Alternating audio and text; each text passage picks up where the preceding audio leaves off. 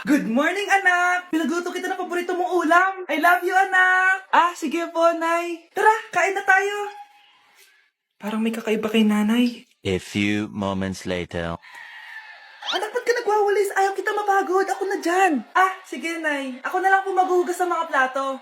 Ako na din bahala sa mga plato, anak. Ayaw kita mapagod. Ako na lang po magliligpit sa mga kalat dito. Ako na din magliligpit dito, anak. Maglaro ka na lang dun sa kwarto mo. Sige po, Nay. I love you, anak. May kakaiba talaga kay nanay. Anak, eto ATM ko. Kuha ka ng pera dito tapos gumala ka. Nay, seryoso ba kayo? Anak, binilan kita ng pinakagusto mo sapatos kasi mahal na mahal kita.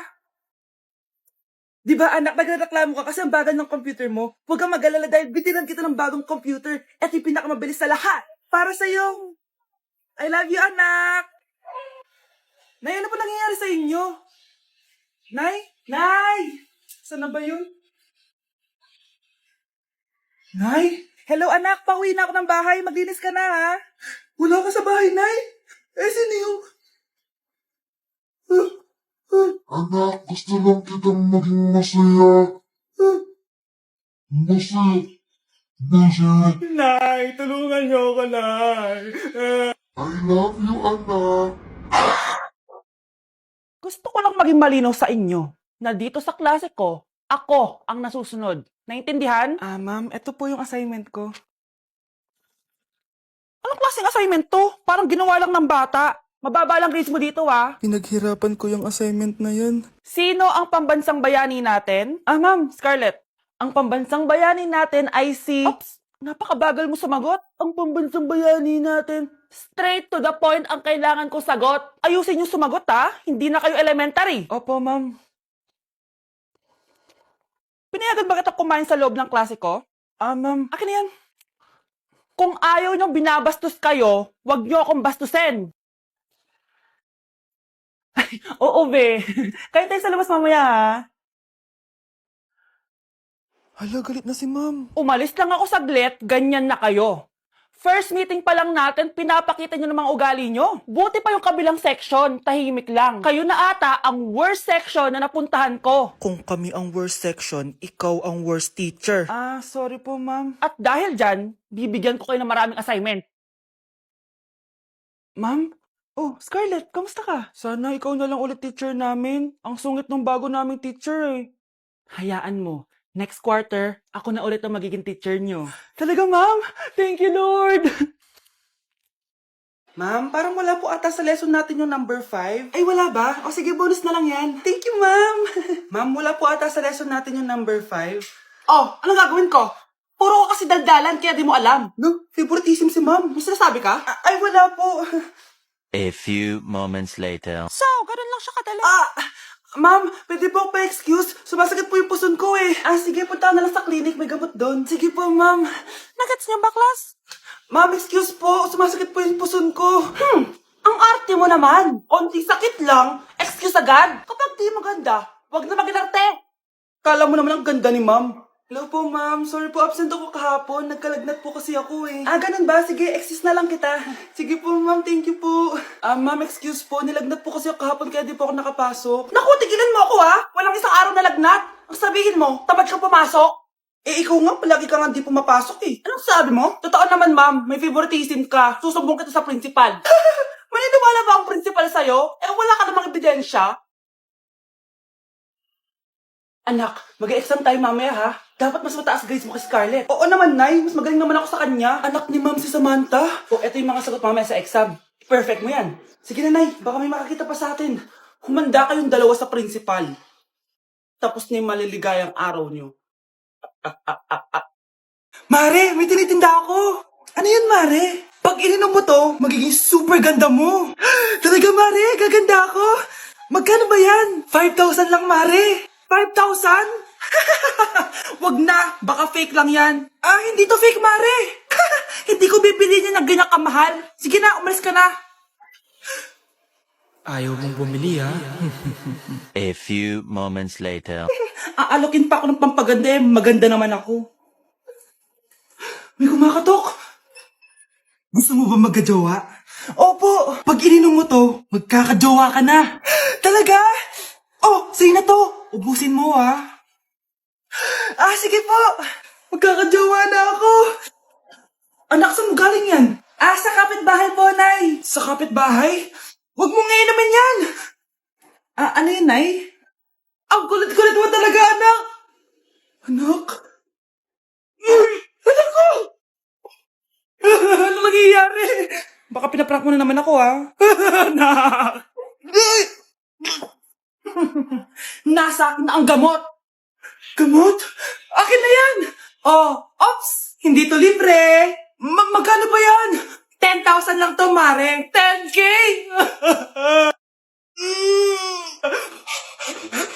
Pakainit. Nay, anong ginagawa mo dyan? Pinapainit ko lang tulutuan natin. Uso kasi to, anak. Uso, Nay? Bakit di na lang doon sa kusina?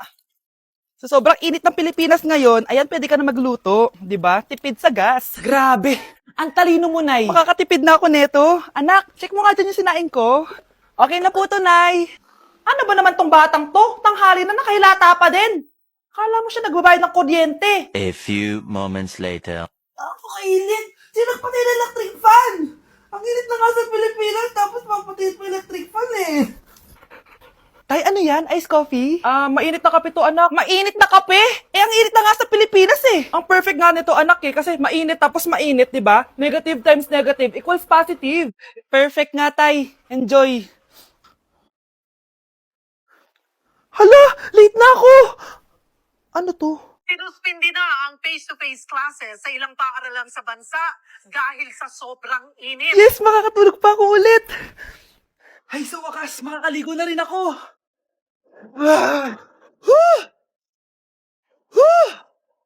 Hi, Cheska!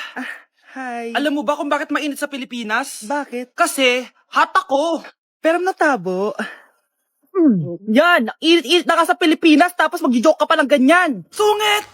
Hoy, Mare! Pinagkakarat mo daw na buntis anak ko? Totoo naman eh! Tignan mo nga yung tiyan niya, alaki! Basta, hindi buntis anak ko. Ba't di natin siya tanongin, Mare?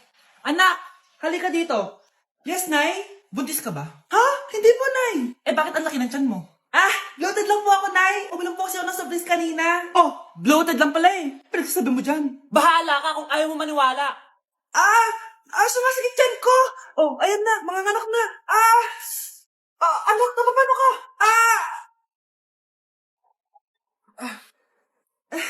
Baho. Masakit. Parang iba na to, Nay. Anak, papiga ka. Anak, higa ka lang malalim, ha? Ire.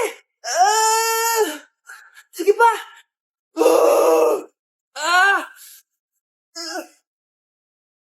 Baby. Sorry, Nay. Tinago ko sa'yo na buntis ako. Okay lang, anak. Pero sinong tatay nito? Ang tatay ng anak ko ay ang anak ni tita. Anak mo pala may gawa nito? Asa na yun? Ikaw, magbigay ka na sustento para sa anak nyo. Sige po, magbibigay po ako ng 5. 5,000? 5 pesos? Wala na po kasi yung pera eh. At dahil 5 pesos ang binigay ng tatay mo, lollipop mo ng dedean mo, ha? New Year na! Magbabago na talaga ako! Hindi na ako magagalit! Mga anak, kain na tayo! Teka lang, nasan yung kanin? Nay, huwag kang magagalit sa akin. Di pa lang nakapagsaing. Ano? Kalma ka lang. Huwag kang magagalit. Sige anak, magsaing ka na. Sige po, Nay. Nay, naputol ko yung hanger mo. Kumalma ka. Huwag ka papadala sa emotion mo. Okay lang yan, anak. Bibili lang ako ng bago. Sige po, Nay. Ang weird naman niya. Hindi siya nagagalit. Nay, kumuha ako ng 1,000 sa wallet mo. Ayaw mo kasi akong bigyan ng pera eh. Relax ka lang. Pera lang yan. Huwag kang magalit. Sige anak. Mag-shopping ka lang. Go! Yes! Easy money! Mga anak, matulog na tayo. Ikaw, ano gusto mo? Nay, kailangan ko pala ng one whole sheet bukas tapos ng glue. Kung kailan gabi na? Relax ka lang. Anak mo yan. Bilan mo na siya. Sige anak. Lalabas ako ngayon kahit alas 12 na para bilhin lang yung mga kailangan mo, no? A few moments later. Nay, bakit pala di na kayo masyado nagagalit sa amin? Kasi, New Year na, nagbago na ako. Wow, Nay! So di ka galit kay tatay kasi kapit niya yung kapitbahay natin? Ano? Lagot, paano kakalma nito? Hi, Mars! Happy New Year! Mars, parang may nagbago sa'yo. Oo! Mamamatay tao na ako ngayon! Kapit ka pala ng asawa ko, ha? Halika dito! Psst, bata, gusto mo ba ng pancake? Para sa'yo. Tama Mag-iingat ka palagi, ha? Ah, sige po. Anak, patay na pala yung kapitbahay natin. Na-aksidente daw. Yung palagi naka-jacket, Nay? Oo, anak. Kaya ikaw, mag-iingat ka palagi, ha? Ha? Paano patay eh? Nakita ko pa lang siya kanina. Naku, sinasabi ko sa'yo, anak. Binumulto na naman tayo. Binigyan niya pa nga ako ng pagkain eh. Pagkain? Huwag mong kakainin yan. May masama mangyayari sa'yo. Ano yun, Nay? Kinain mo? Anak? Sinasabi ko na nga ba eh. Papatayin na kita. Huwag mo ako patayin. Wag!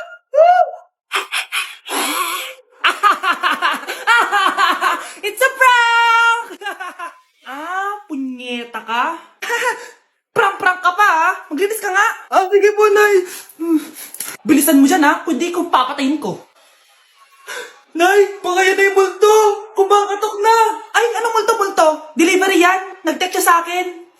Ay, nandito na order ko. Delivery. Kuya, okay ka lang ba? Hi, neighbor.